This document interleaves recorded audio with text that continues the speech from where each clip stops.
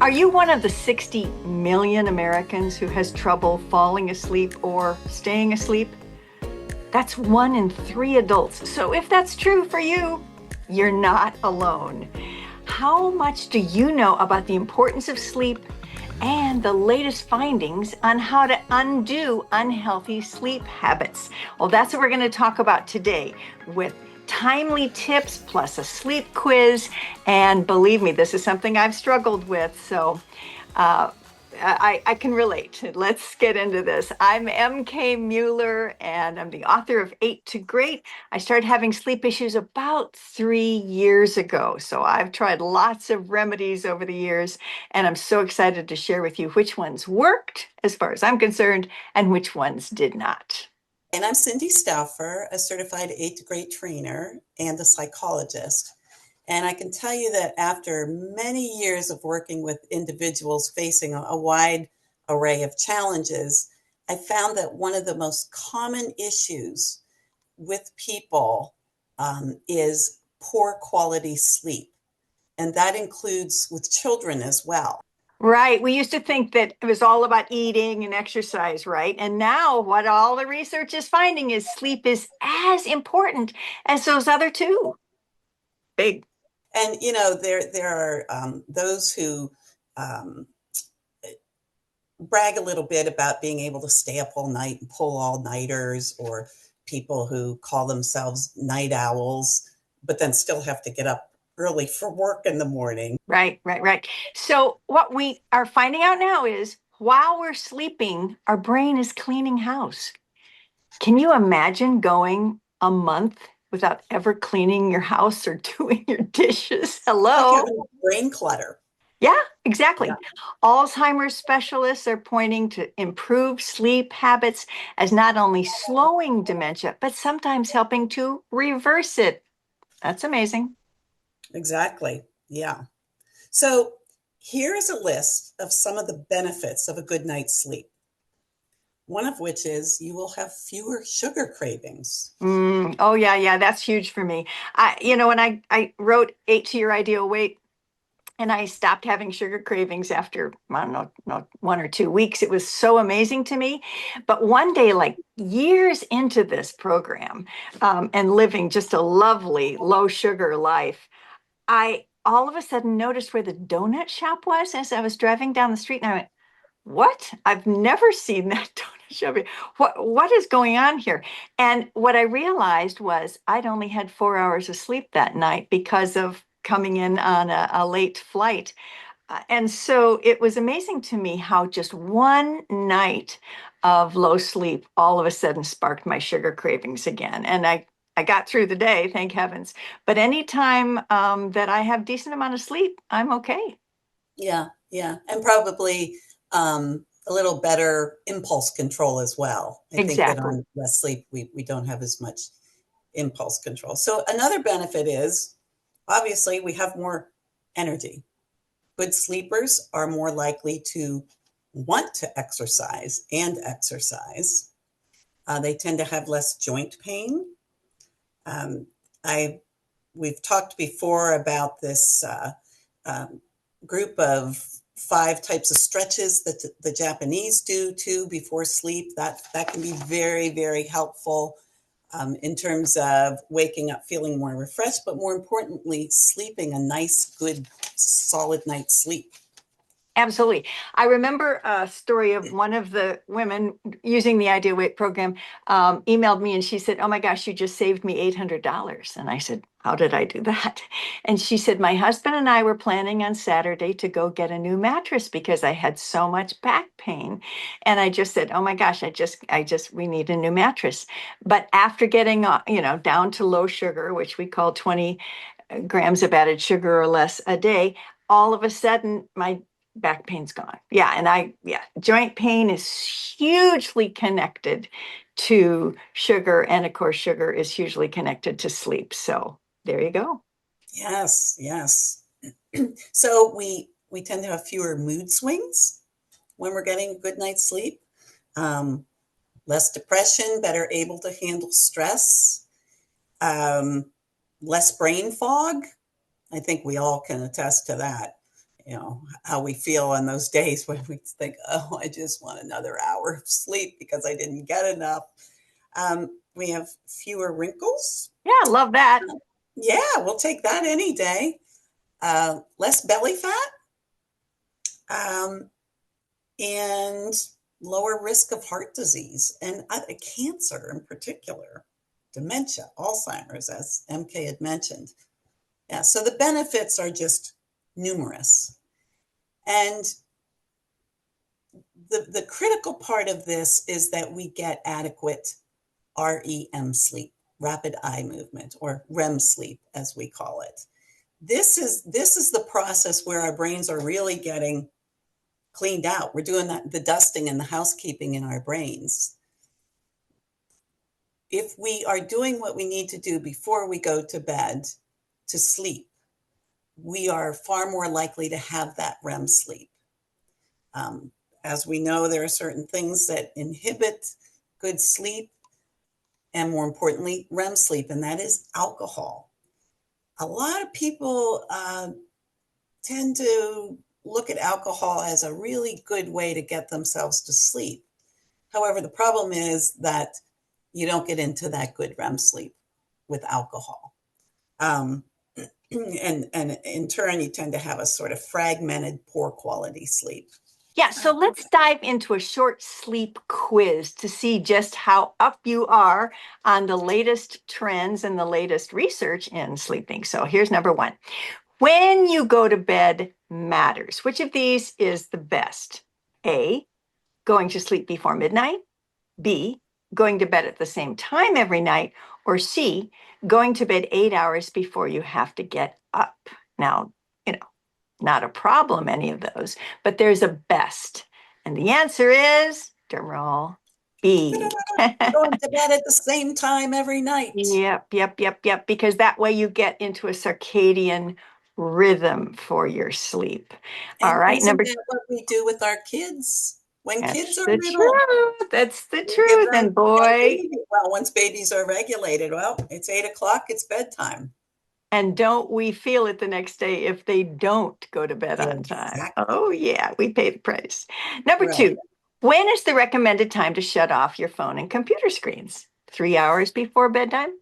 A, B, 2 hours before bedtime, or C, 1 hour. Again, all three are good, but the recommendation from the top experts is, drum roll. 1 hour before bedtime. Good news, right?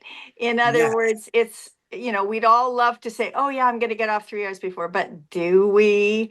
And so just knowing that if you just get off that 1 hour before, it gives your brain time to decompress and move into a sleep cycle. And the third question, the best time of day to have your last alcoholic drink. So Cindy already referred to this. So again, last alcoholic drink, best A, 3 hours before bedtime, B, 2 hours before bedtime, or C, 1 hour before bedtime. And this answer is A. Yeah, alcohol, as Cindy said, it might help put you to sleep, but then it's going to wake you up mid sleep cycle. And again, what's that do? It robs you of your REM. So even though it knocks you out, you don't want that wake up in the middle of the night. And number four, the most common thing that we worry about that keeps people awake, this is kind of crazy, is A, money, B, sleep, or C, work. And the answer is, Cindy? Sleep. And Yep. I just heard somebody say this the other day.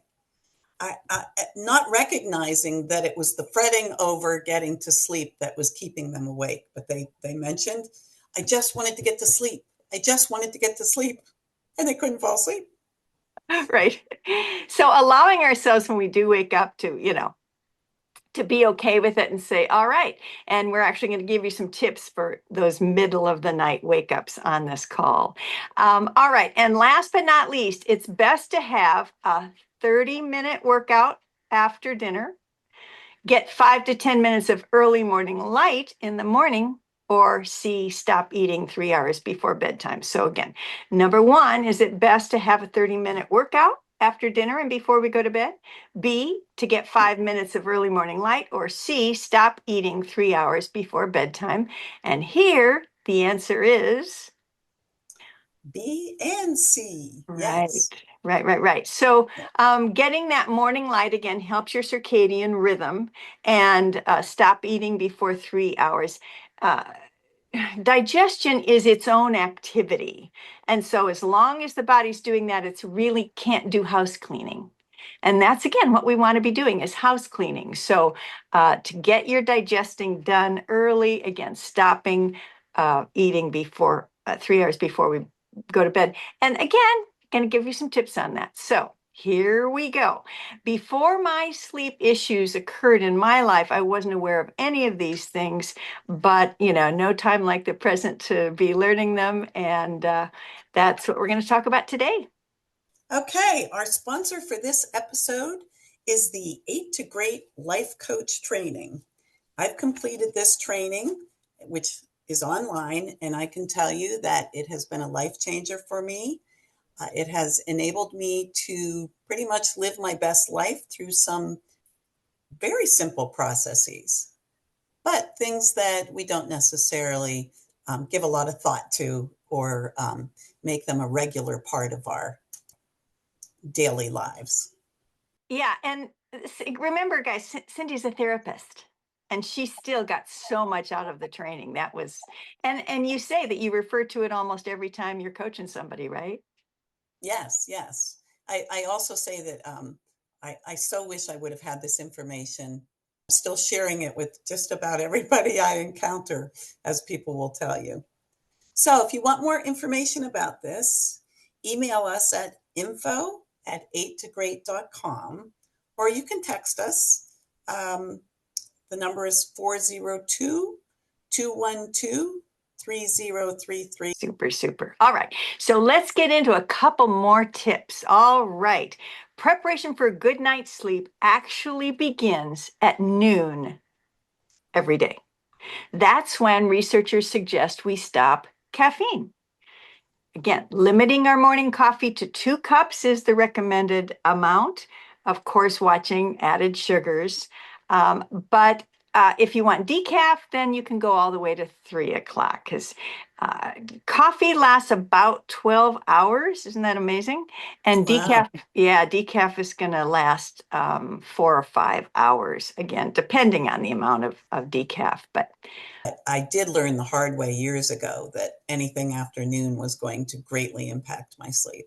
yeah. And we have to consider there's sodas that have a lot of caffeine in them Ooh. too, and that can be just as detrimental to sleep.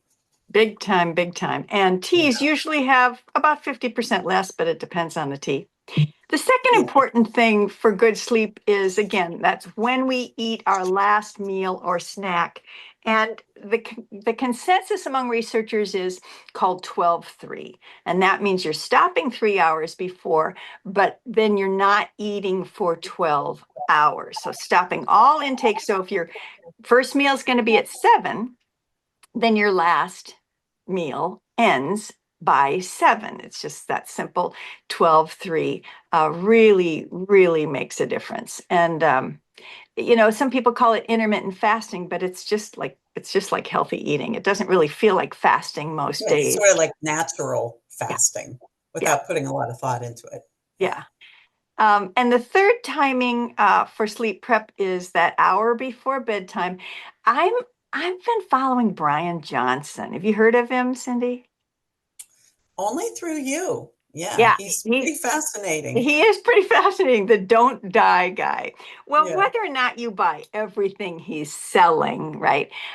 He really is amazing in that he's doing all this research on his own body. And he famously has perfect sleep scores. Our phones and watches can tell us how well we're doing for sleep score. And he gets perfect ones for months and months and months in a row. That's pretty impressive. So he talks about again, that 1 hour before bedtime, getting off our phones. Now, I'm going to give you guys a tip that really helped me because not doing something is actually harder for me than doing something. So, for example, you're getting ready for bed and you really want a nighttime snack. Well, you might have grown up with that. This is how your brain was wired.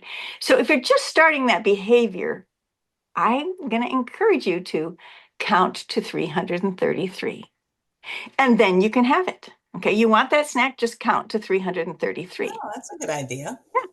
I love that Or, idea. yeah, let's say you're laying in bed and your phone is charging in the bathroom, and all of a sudden you go, oh, I really want to get up and look at it. You can do that after you count to 333. So, why does that help? Cindy, you know something about the hunger waves, right? Hmm. Well, and it any kind of urge where you want immediate gratification. Yeah, I visualize surfing over those waves of craving on a surfboard, and after a short amount of time, they're over. Yeah. So Yeah. the three wonderful things that are going to happen during those 333 counts are number one, you'll get distracted. You'll think about something else. Two, you'll get bored, which is good. That's sleepy. Or three, you'll get frustrated and impatient and say, oh, never mind. I was going to say, or get really irritated over having to count to Exactly, 333. exactly. Which is fine. Which Yeah, is fine. You stop counting, but you're still sorry you didn't make it to 333. You're not going to do that behavior. So right. it's amazingly helpful for me. And I know that may sound so silly, but I was not a good don't do this girl. It's like don't think about a pink elephant, right? And I think most of us aren't good at what we should not do. We're better at what we should do. Yeah. So you find something to just distract you. Right. Wonderful. And I'd like to add another thing about uh, another tip for before bedtime. Take a look around your room when all the lights are off. Do you have blue lights coming out of things? In our home, my husband is very electronically minded. Sometimes I've looked around and there are blue lights everywhere for all these different devices. You can put a little piece of tape over them to help shield them out. If you have a phone charger that's um, um, giving off some sort of blue light, I flip mine upside down so it doesn't show. But I think that that's another common thing for people when they're sleeping and having it disrupted is blue light interference. Yeah, we have a wonderful group called Feel Like a Queen Coaching, which we have room in. So if you guys want to get in touch with me about that, let me know. But one of my Feel Like a Queen coaching clients was having that issue, and she literally just had four washcloths. And she went around and threw the washcloths on top of them every night, and then she took the washcloth off in the morning. It was just such a simple solution, Yeah. right? And Um, and we'd be remiss if we didn't mention the Kindle. oh yeah. For personally, I need to read before I go to sleep. It puts my mind on other things, and just puts me in a different place.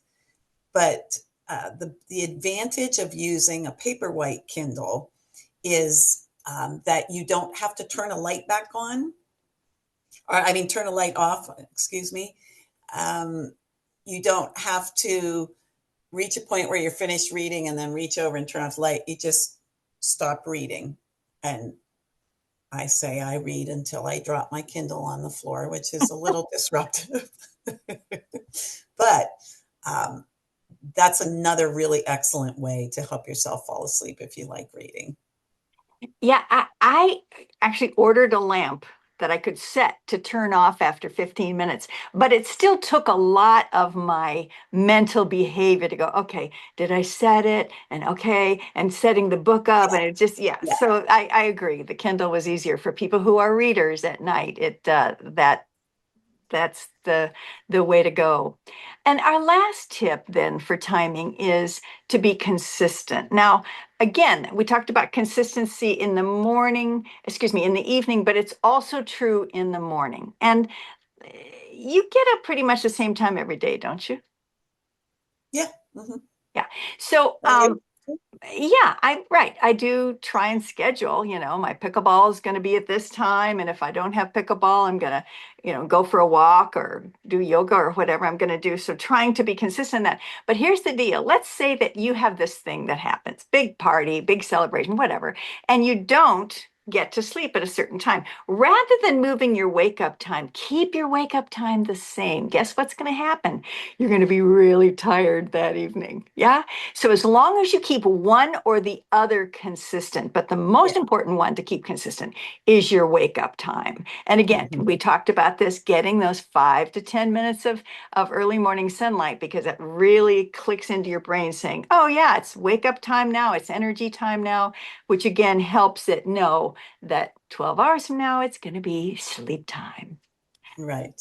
Well, that's all for today. If you haven't subscribed, please consider doing so. We love to hear your comments or questions, so put those in below. If you've got a great sleep tip, we want to hear it. Or if you try one of these and it works or doesn't work for you, again, we'd love to hear from you. So thanks so much, and take care. Thank you for joining us. Bye bye.